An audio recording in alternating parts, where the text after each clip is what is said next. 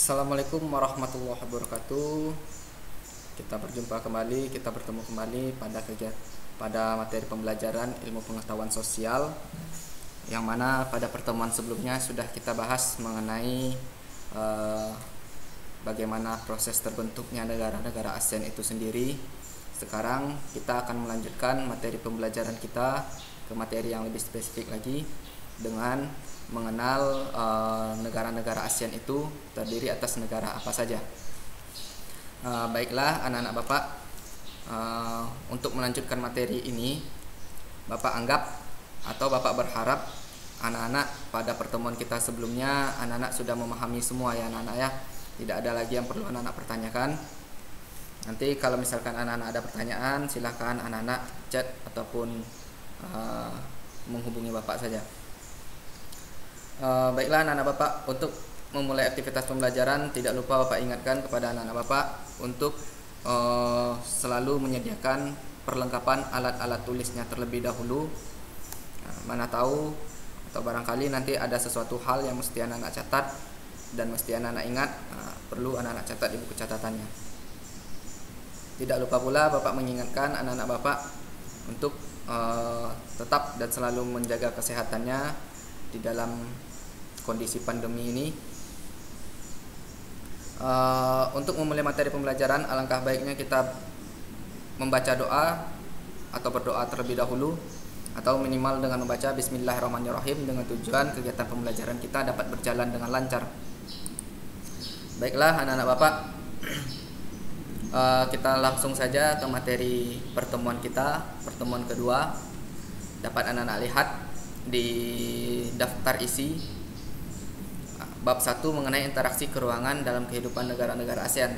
Tentu setelah terbentuknya negara ASEAN ini, anak-anak mesti tahu siapa-siapa saja yang tergabung di dalam negara ASEAN itu tadi. Kalau tidak tahu, makanya anak-anak harus belajar dan mencari tahu. Next, ini dia ya, tokoh-tokoh wakil negara ASEAN kita.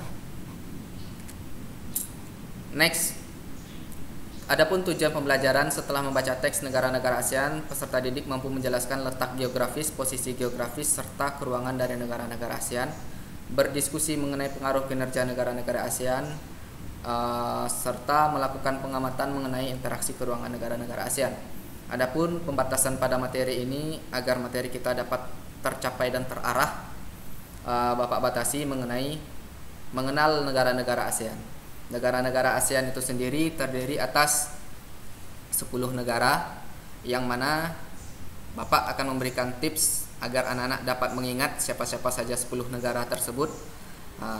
Salah satunya adalah 5 negara yang merupakan pendiri dari negara-negara ASEAN.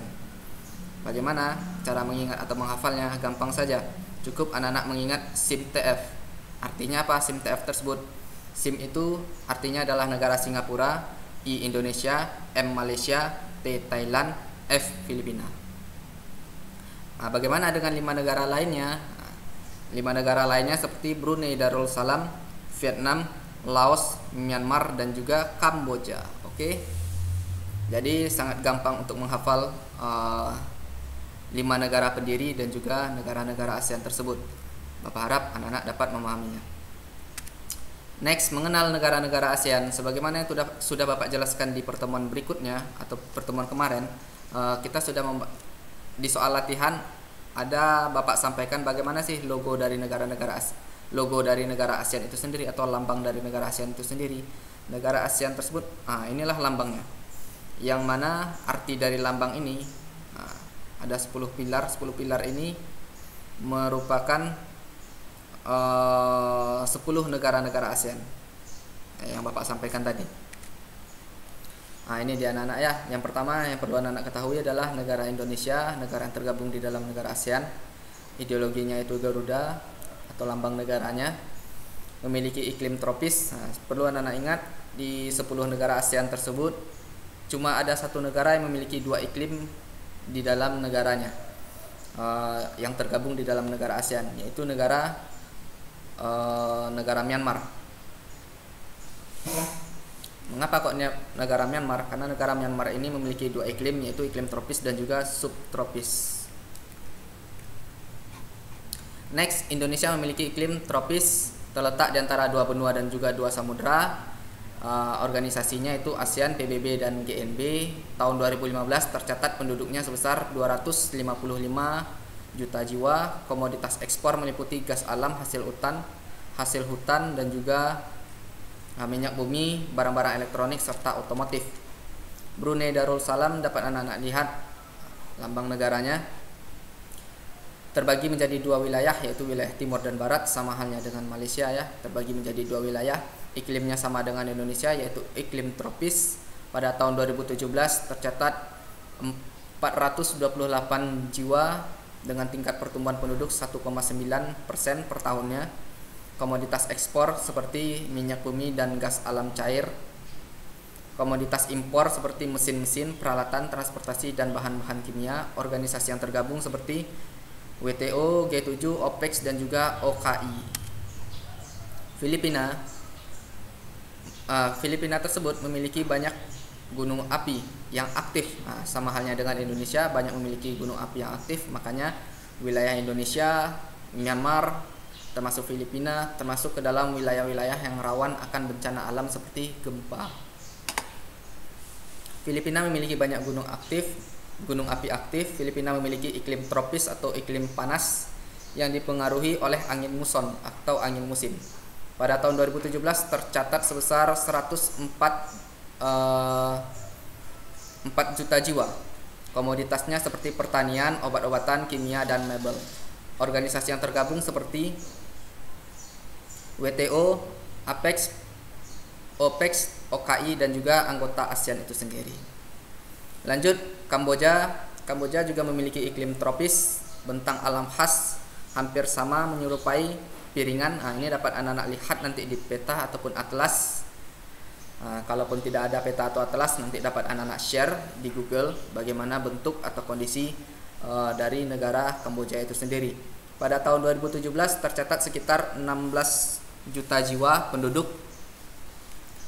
Perekonomian Kamboja bertumpu pada sektor pertanian dan sistem pengolahan tradisional. Organisasi yang tergabung hampir sama seperti ASEAN sebagai anggota, PBB, ILO, UNESCO, dan WHO. Lanjut, Laos.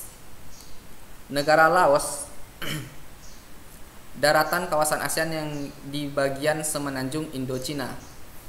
Sama halnya dengan Indonesia, beriklim tropis. Jumlah penduduk pada tahun 2017 sebanyak 6 juta jiwa.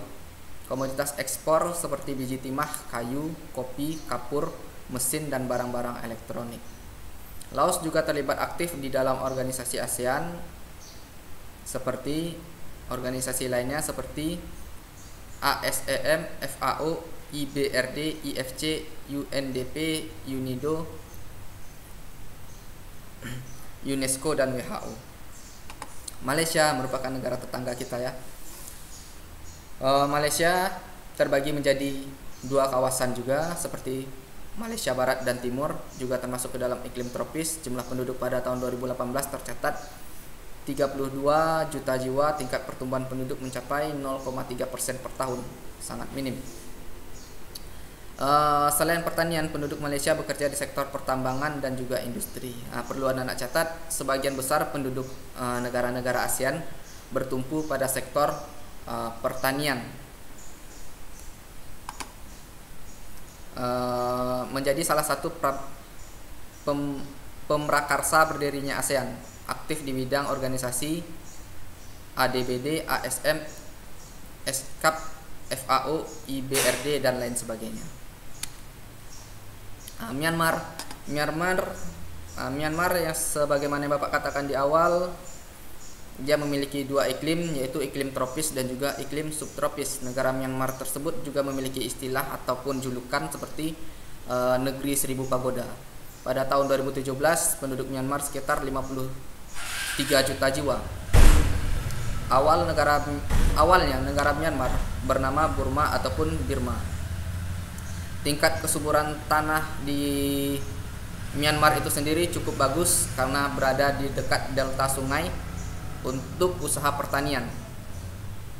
Menjadi anggota ADB, SCAP, ACU, UNESCO dan lain sebagainya. Singapura merupakan negara satu-satunya yang maju di negara ASEAN. Negara yang memiliki luas dan daratan yang sempit. Singapura memiliki iklim tropis. Jumlah penduduknya tercatat 5 juta jiwa, sangat minim karena negara Singapura itu cukup kecil. Sumber daya alam yang terbatas menyebabkan Singapura berkembang di sektor industri dan jasa. Inilah yang menyebabkan negara Singapura menjadi negara maju, karena banyak bergerak di bidang industri serta jasa. Beda dengan negara-negara lainnya bergerak di bidang pertanian ataupun perkebunan. Salah satu pemrakarsa ASEAN juga tergabung di dalam organisasi WTO, ADB dan PBB.